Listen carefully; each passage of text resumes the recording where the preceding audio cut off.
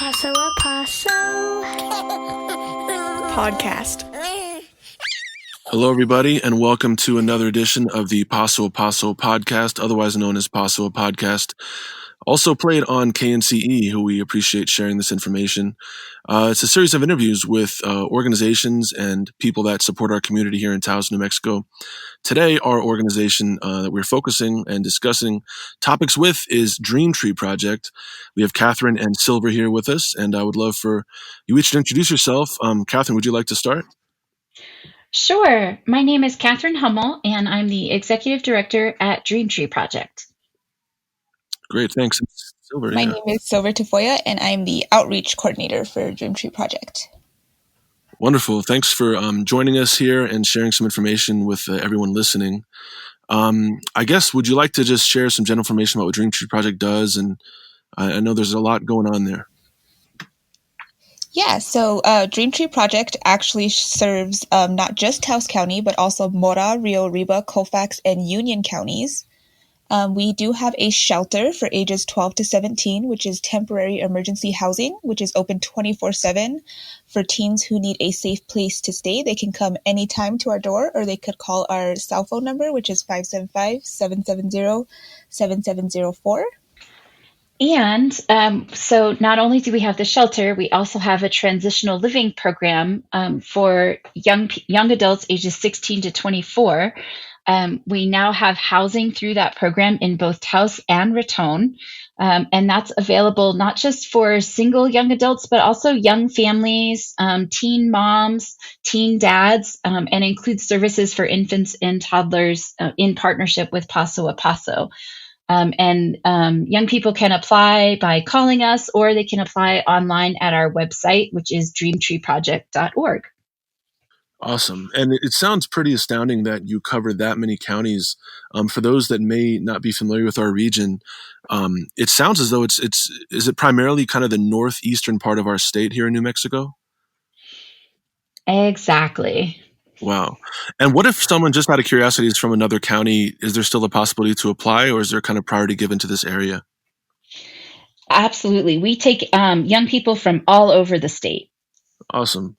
And you mentioned that there's a youth shelter, and then there's also the transitional living program.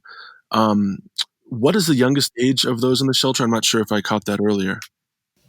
So the youngest age that we can accept into the shelter would be 12, which is great, and that goes up to 17. Wow. And then the transitional living are folks who are older than that? So there is a crossover age. Actually, 16 to 24 is the transitional living program. So you can, even if you're in the shelter and you're thinking about applying to the transitional living program while in the shelter at age 16 or 17, that's something we could help assist with. Awesome. As I'm thinking about all that you shared already, it's starting out, I guess, those 12-year-olds, 13, 14-year-olds, if there's anybody out there listening who is that age or knows someone that's that age, how would they be able to identify whether DreamTree is a option that they should share with that person or consider around that age? I'm not sure that people might understand all that kids go through at that time or what that would look like.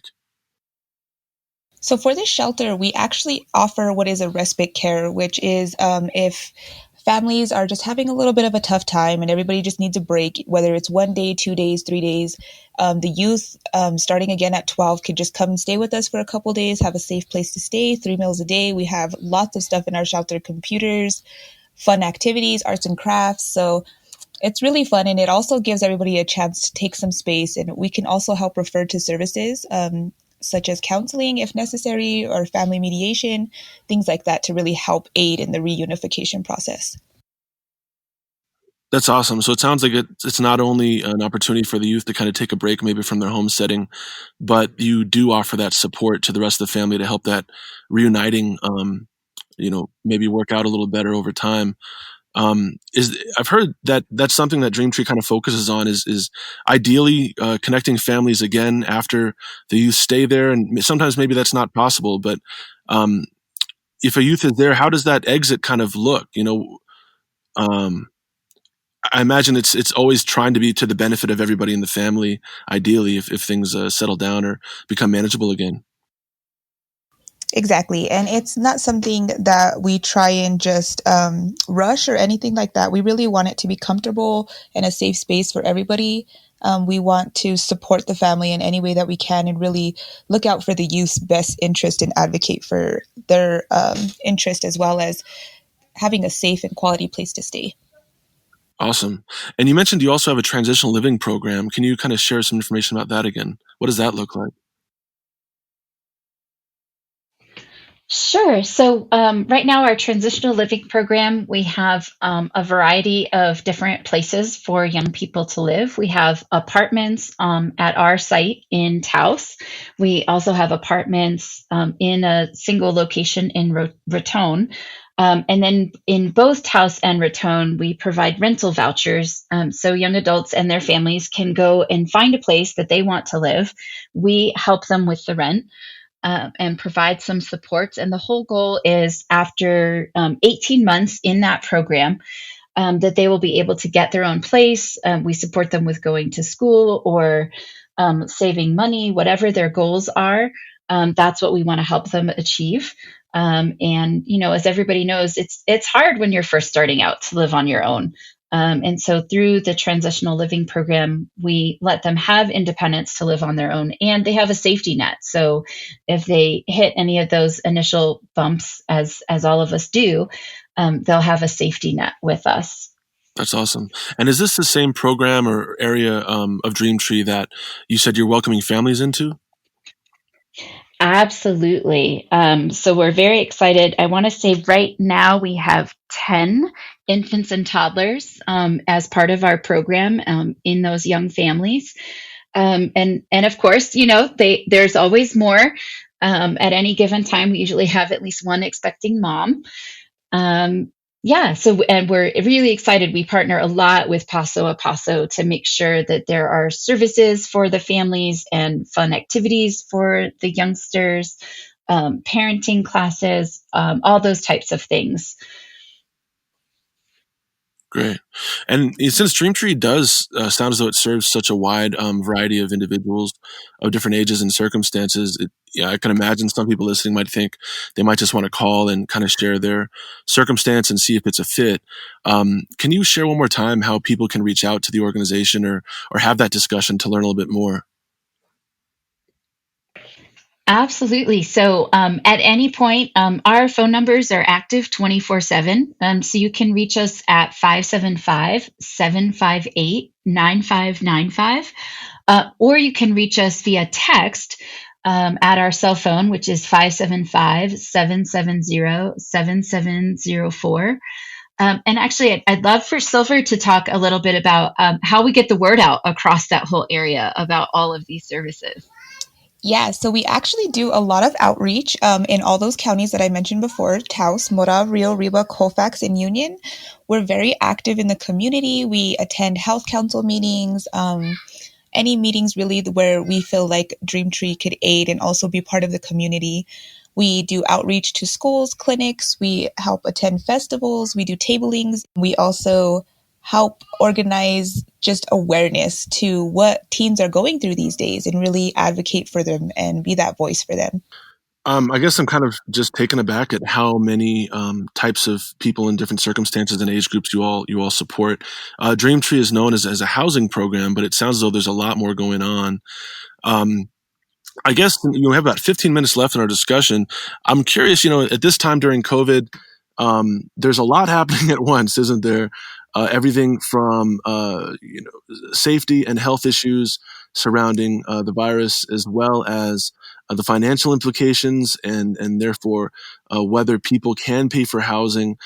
Something that I've heard through the grapevine is that DreamTree also seems to consistently try to stay on top of those trends and changes in our community and the nation. How are things there now during COVID? Has anything changed, or are you seeing anything different as far as your interactions with the community? Oh my gosh, so many changes.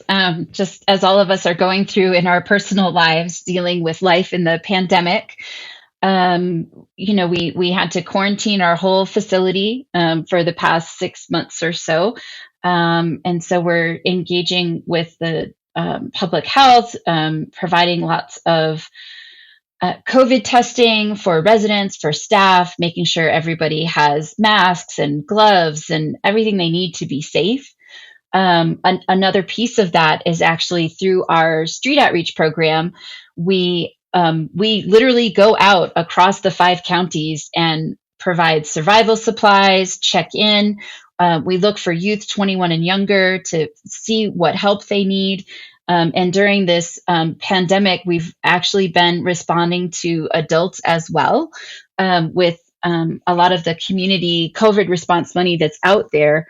We've been able to access that, and we literally have our team out on the streets, handing out masks and gloves and hand sanitizer to anybody who's homeless or unstably housed and needs those resources to stay safe.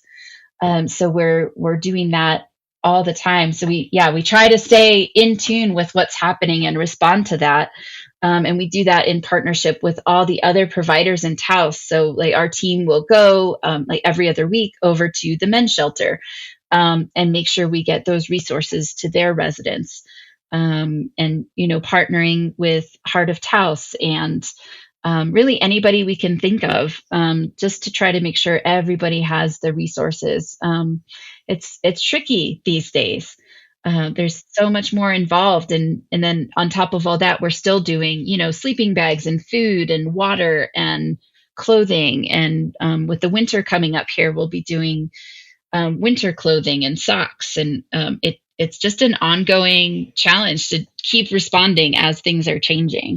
Yeah, that's a lot, and it's wonderful that you all take that on. With respect to that collaboration and outreach, as you're both mentioning, you do a lot of leading, a lot of leadership in the area of housing and collaborating with other agencies, as you shared, which is amazing. And you also, as you said, partner with PASO. What does that partnership look like? Because PASO, for those who may not know, is the early childhood network of providers and folks who help young children and their families. But yeah, what does that PASO collaboration look like for DreamTree? Yeah, so part of that is actually we have Silver and other staff attend the regular meetings with the other Paso a Paso members. We also invite in Paso a Paso members to present at our life skills classes to our young families. And they'll come in and do things that are really widely varying from how to deal with your toddler when they're having an issue. And they'll also do hands-on things like infant massage. And work with the moms and help teach them how to provide that for their babies. And so it's always a fun thing when all the families are there. And obviously we've had to adapt to social distancing and how we do that. Having all the little ones running around is just fantastic. And so that's a big part of it. We also work with enrolling a lot of the families into services through PASO members. Are there any other things you'd like for the folks out there in our last minute here to know about DreamTree? Obviously, there's the website, dreamtreeproject.org. You mentioned the phone number, as well as a text line, which is really great because from my experience working with youth, sometimes they want to ask a question. They might be too timid to make a phone call, or maybe there's something going on in the home and one of the family members needs to, reach out for their own security or out of interest. And that's the easiest way to do it. It sounds like you try to make things really accessible to the community. Yeah. Is there anything else you'd like to share with the audience in our last half minute here? And again, thanks so much for joining us. Yes, we have two things we would really like to get the word out about. One is we're happy to be leading a collaboration with 11 nonprofits, the new Enchanted Circle Corps. So we're now hiring and recruiting for AmeriCorps members who can work at any one of those agencies and earn a stipend. And so it's a great way to get work experience, be giving back to the community while you're receiving a stipend and getting an award for education costs. So we're really happy that is starting here. All of our members should be in place by September 15th. So that's happening right now. And the other thing I really wanted to mention is now you can support DreamTree and get great treats and healthy shakes at Ziggy's Frozen Yogurt, which is owned and operated by DreamTree Project. And we primarily employ young people and have some goals of having that be more integrated with our programming. But for now, it's just a great safe place for families.